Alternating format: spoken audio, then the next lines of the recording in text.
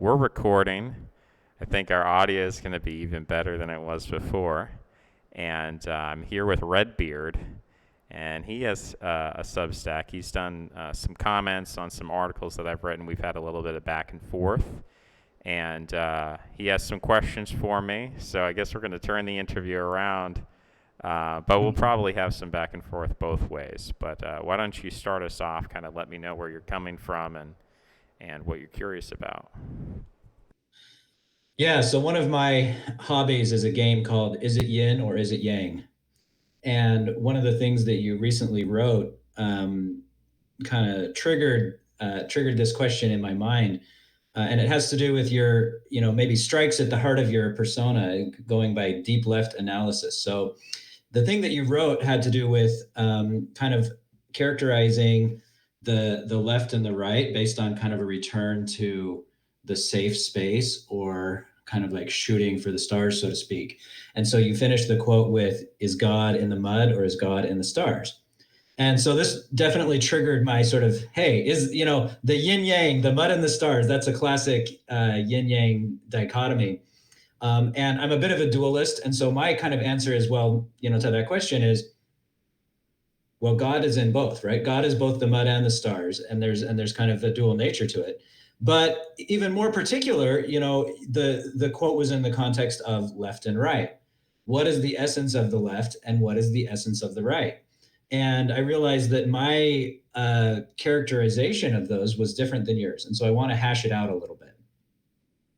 And so, particularly, you characterized the right, the conservative tendency to sort of like being a retreat to safety, the thing that has been, and the left as the kind of essence of the left as kind of like the progressive tendency, the moving forward, And so you compared the right with kind of like maybe sort of like the mud, the down to earth kind of concept, or you saying the right is the yin, and the left kind of being the yang or yang tendency, being kind of like the reaching for the stars, so to speak. And I realized that I had a different conception of that, and so I want to talk it through. First of all, any comments about that? Do I have your understanding correct? Did I characterize your view of things correctly? First of all. Yeah, I think that's a good starting point. One of the things when you talked about, okay, God is in the mud and in the stars, there's a Orthodox theology states there's an essence energy distinction. So when it talks about, where do demons come from? Why do humans sin? Why are things not perfect in the world? Orthodox theology, I'm not an Orthodox Christian, but I think this is kind of a good place to start, is saying that everything is created by God. The mud, the demons, we're all creations of God to the extent that we participate in being, because being is not possible without God. And as a Platonist, I would agree with that. But there is a distinction between the essence of God as God being good, God being ideal, God being above us, apart from us, separate from us, and then the fact that although we participate in being and therefore, our reality is upheld by God, the world, creation, is distinct from the Creator. And so that is something that I would bring into, that's a theological dimension, but I would use that as a reference point when we talk about the mud and the stars and say, well, God, he must be in the mud because, that's a creation of God. But I guess my view would be, sure, the right wing is a creation of the left wing. That's how I view it, is the left is the generative element, and the right, and in the triune philosophy, or I think it's called the Trimurti in Sanskrit, in Vedic theology, the idea is that, Vishnu is, I believe Vishnu is the preserver, Brahma is the creator, and Shiva is the destroyer. And so from that perspective, Shiva represents, in Freudian terms, Thanatos, or the death drive, to destroy, to undermine. And then Brahma is this creative, generative aspect, which, in the West we consider more like Mother Earth and Mother Nature. And then Vishnu is kind of like the ultimate conservative. He's just keeping things going. And so, yeah, I guess this is the reference frame that I'm bringing to the table when I will say that, for example, American conservatism 300 years ago would be considered very radical because it's Republican. It believes in voting. It believes in separation of church and state. I mean, there's a lot of radical ideas in American conservatism. But at the same time, psychologically, those people view themselves as preserving a system and resisting forms of change that they consider dangerous to their way of life. So, yeah, I would say that ultimately, and Carl Sagan or Neil deGrasse Tyson would say, we're all stardust.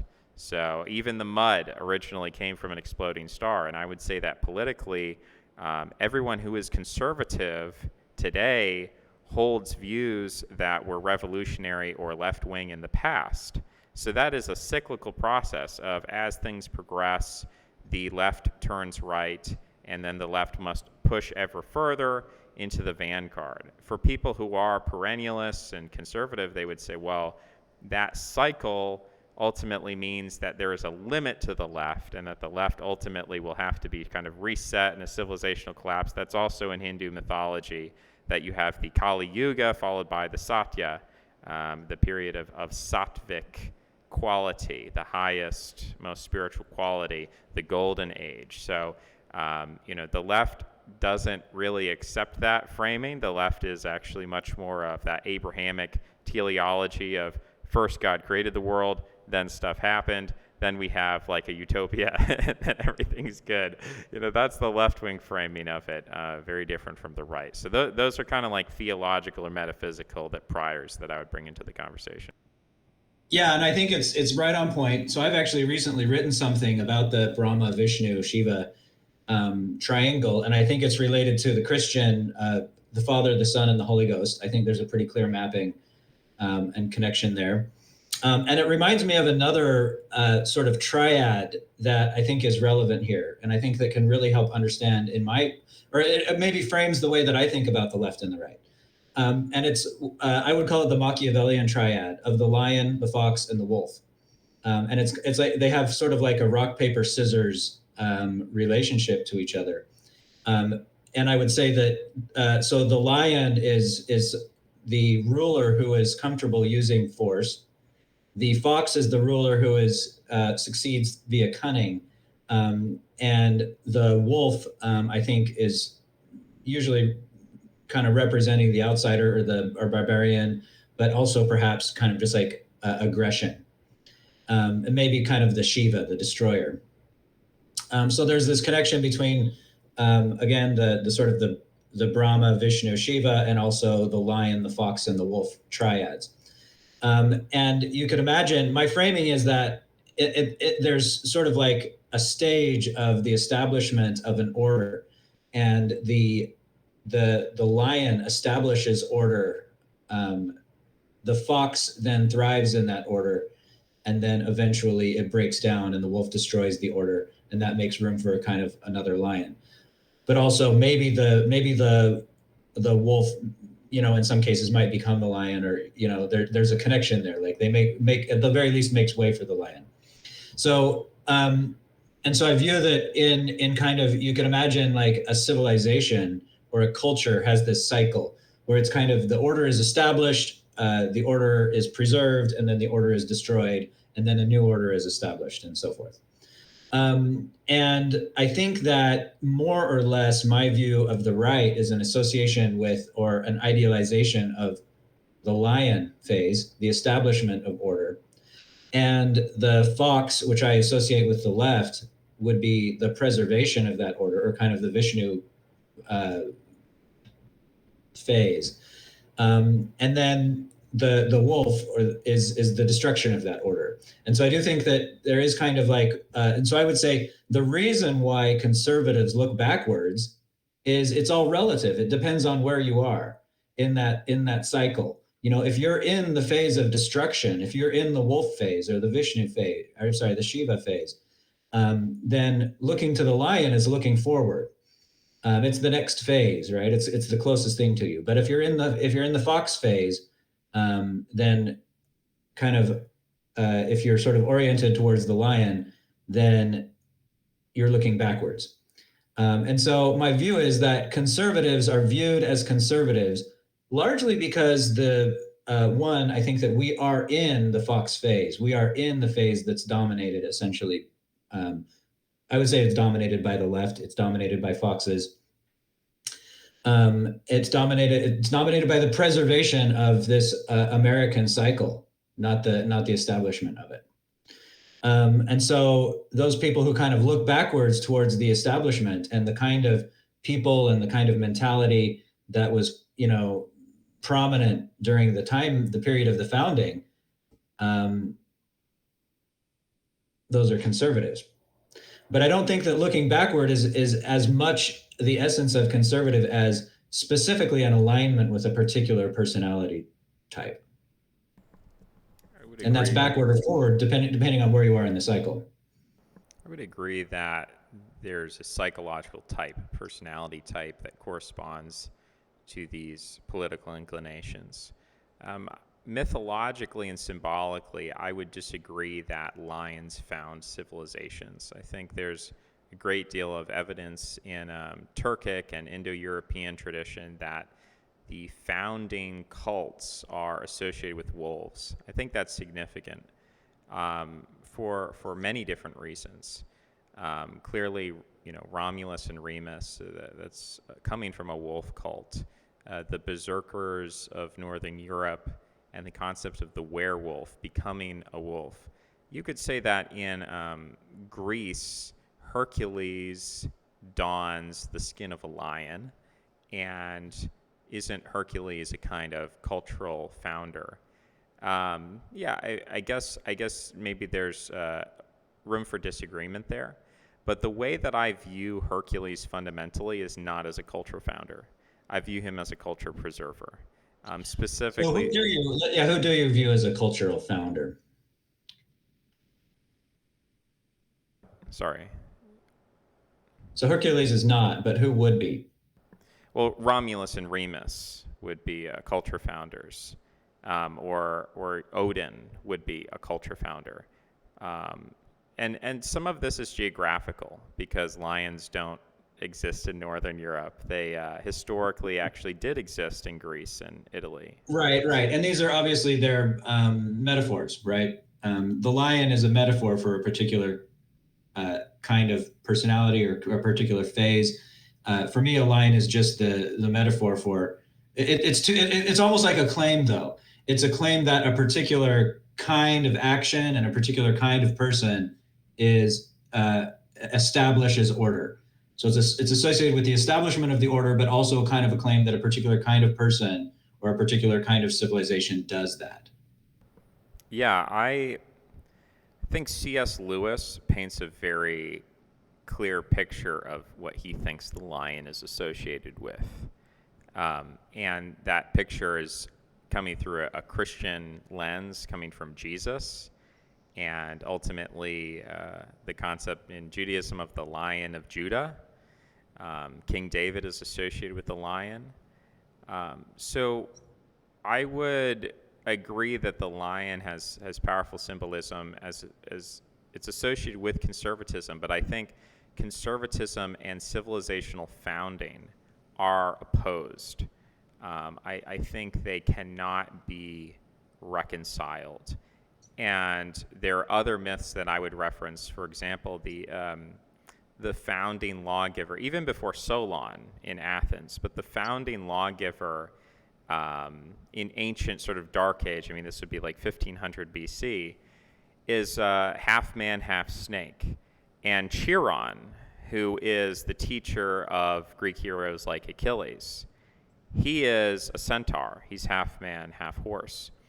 And these demigods, these half men, half animals, we also see in Egypt that they have the heads of animals and the bodies of men. These foundational gods and demigods oftentimes are associated with the wild and with chaos and being untamed. And I think historically, one of the reasons for that is because there was a transition that Europe made from agricultural societies with what we would consider, relatively speaking, to be, now I think there's a lot of inaccuracies in here, but the stereotype is that, there are these pacifistic, earth mother, matriarchal societies in Europe that were doing agriculture. I think there's some criticism there, but that's the stereotype. And then in contrast to this, you have these patriarchal Indo-Europeans. They're migratory, they're steppe peoples. They come in, they have a warrior class, they don't practice agriculture, they're pastoralists. And by contrast, they are considered to be uncivilized. They are wild. They are untamed. Mm-hmm. Now, yeah, I would agree, first of all, with two things. One, bringing in the idea of that the sort of demigods as being like half man and half wild, and also the association in general of like the wolf stage, or this kind of like chaos stage. And in fact, a lot of those pastoral societies, I don't know if you're familiar with the concept of choreos, where they would kind of like kick the young men out, and they would go out and sort of live in this kind of like wild phase before they were ready to settle down and become members of the society. And that were also associated with kind of wolf men, right? Wild men who sometimes wore wolf skins and were not ready to be a part of civilization yet. Certainly that is part of this cultural structure. So as this occurs around 3000 BC to 2500 BC in Europe, it then later occurs also in India around 1600 BC. But this isn't a one and done. It's not as if the Indo-Europeans do this and then, okay, well, now history is, or that phase of history is over, because we do have the founding of Rome with Romulus and Remus, which is, supposed to happen. Again, the dating is. But isn't would you say that like Romulus and Remus being founded, so they are raised by wolves, but they are not wolves, and that's a clear indication that it's like a symbolism of this transition from the wolf, from the wild to something else. They're beginning this phase of like the founder phase, and they're not. They come, and I think it's just a part of this. Like it's just a symbolism of that. There's a cycle from lion to fox to wolf, but then back from wolf is what leads back to lion, right? You have to go through the wolf phase before you go to the lion phase. And so them kind of being born from wolves or being raised by wolves is a symbol that the lion arises from the wolf.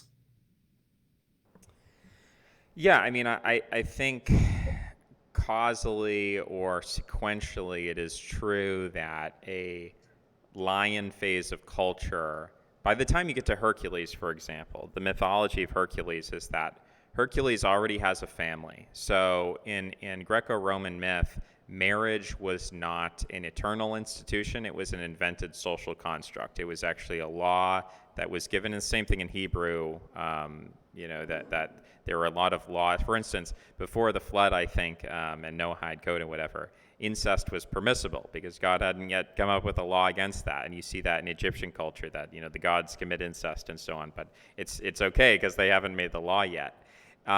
So in the time of Hercules, though, clearly marriage has already been established. So he is coming up within an existing culture, and he's saying, I am going to counteract this feminine, hysterical Hera element that is coming in to create chaos, to create madness, to cause infanticide and killing my wife and so on.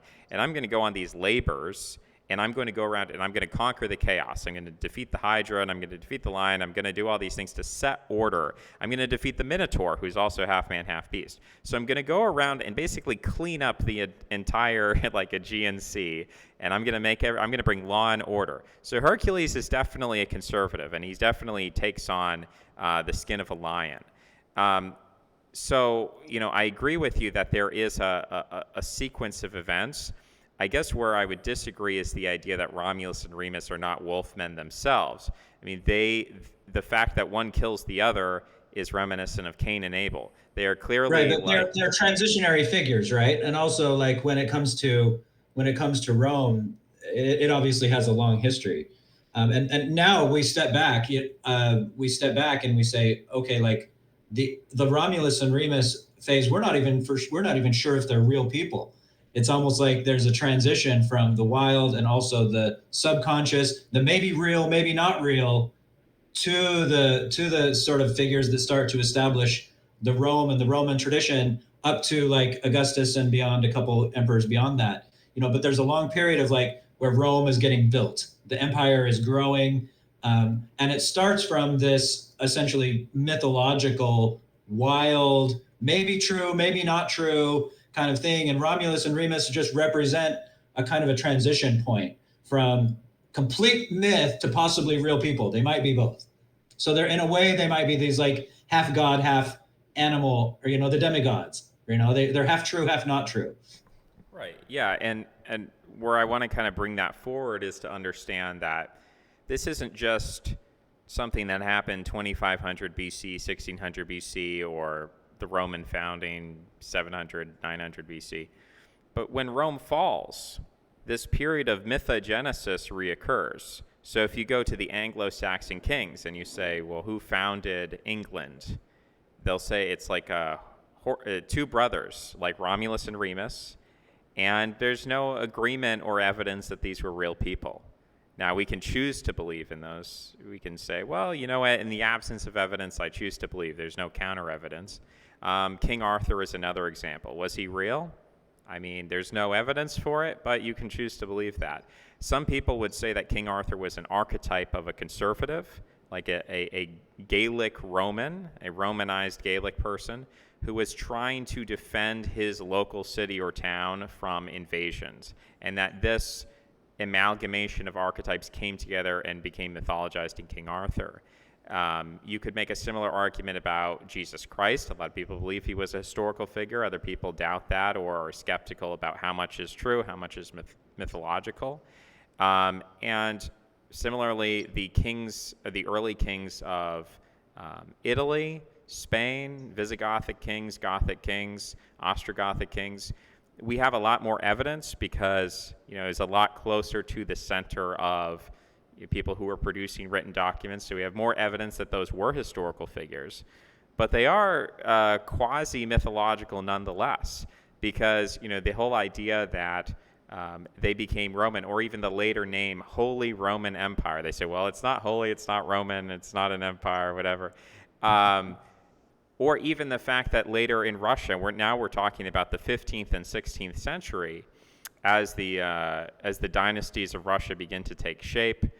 The Romanov dynasty, that name it's made up, it's fake. It's not as if there was a family called the Romanov. No, it's like we're titling ourselves Romanovs because we are Romans. Now that's totally mythological. No Romans were in Russia. Right. But what they're trying to associate themselves is what I would characterize as the lion. And in America, we have, George Washington and the founders, who are kind of like the lions of America. And they are kind of like, they wrote the Constitution. They set down the order. They had military might. George Washington was a general. So he represented kind of like military power. He had the power and authority, or let's just say he has power. He leans toward power, and he is able to create authority by being the victor, in like a power contest. And so he's a lion. And then we kind of like, that was the golden age. That was the golden age of America. And now we kind of, I think in the conservative view is we decay into kind of the current age where we no longer have lions leading our country. We don't have a George Washington. In fact, in general, like military leaders don't become presidents of the United States by virtue of demonstrating military prowess. That's quite rare. I don't know the last president who was kind of like a military hero, like Eisenhower. Eisenhower, yeah. So Eisenhower may have been more of a lion kind of character, but in general, America, that's not what we have as our leaders anymore, right? We don't have lions. We have foxes. We have the Bill Clinton or J.D. Vance or I don't know, everyone. In my view, all people, almost everyone who's successful as a politician in the United States, I would characterize as a fox, which means they are comfortable controlling the narrative more so than like exerting like military power. They have a different source of power, and it's not military. And it's usually not even money. In fact, I would say even Trump is kind of an interesting example, because Donald Trump has money, but it's almost like his money is kind of a lie, maybe, and he didn't get it by like building anything. He's not like an Ayn Randian kind of like builder, industrialist or anything. It's sort of like he's in a certain way skilled at controlling the narrative. Um, and same with like, the Kamala Harris campaign is now all about vibes, but we're like deep, deep, deep, deep into this other phase, which is not the lion phase. It's the narrative phase. It's the vibes phase of politics. Yeah, I mean, the tripartite class system um, in Indo-European societies is a breakdown between warrior, priest, and merchant. Um, the merchant class, I think, is a little bit misunderstood from a traditional perspective, in that I think people associate, when they hear the word merchant, they think of someone who's scheming, lying, selling you snake oil and so on, traveling from town to town and um, scamming Well, yeah, let's people. set aside the moral connotations of good and bad, but just like uh, scheming is a characteristic of, in the Machiavellian view, is a characteristic of the fox, right? Um, and even like in what was the Japanese show that recently was popular? Um, I'm not sure. the There was some kind of Hunger Games thing in Korea going on, but I'm not sure about a well, it Japanese was one. a I can't believe I can't I sometimes just have a mind blank. American show about Japan, about the white samurai guy. Anyway, but the point is that there's kind of in my view, there's a pretty clear it's pretty clear that in American society, physical force, or even kind of like uh,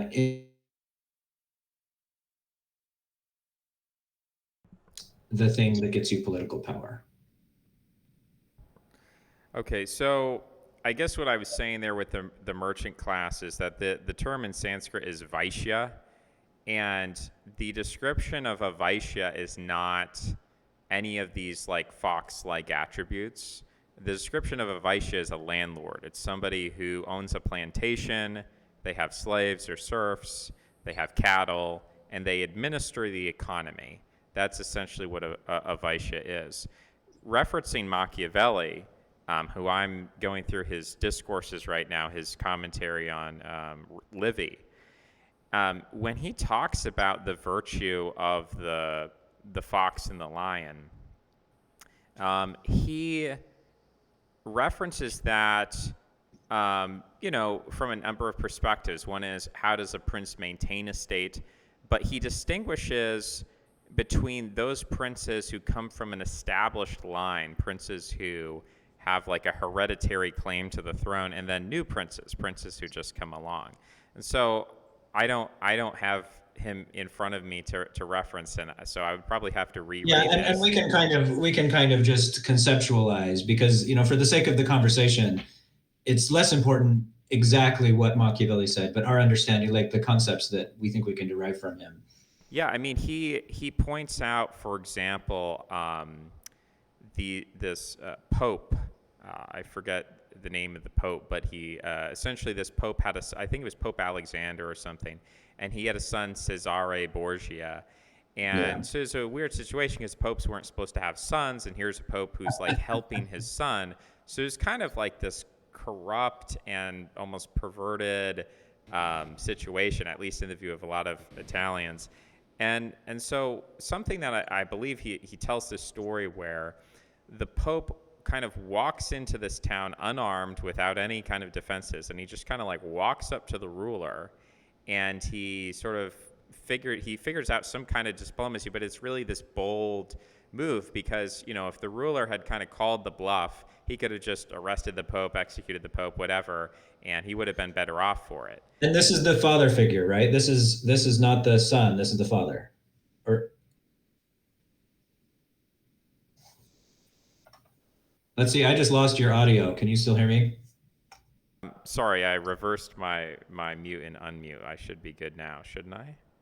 I can hear you now. Okay, cool. Yeah, I guess the point that I'm making here is that Machiavelli, in terms of an established line, I think his advice, and I could be wrong about this, but I think his advice is saying, if you have something that, if it ain't broke, don't fix it. Like, just go with what you have, sort of be conservative.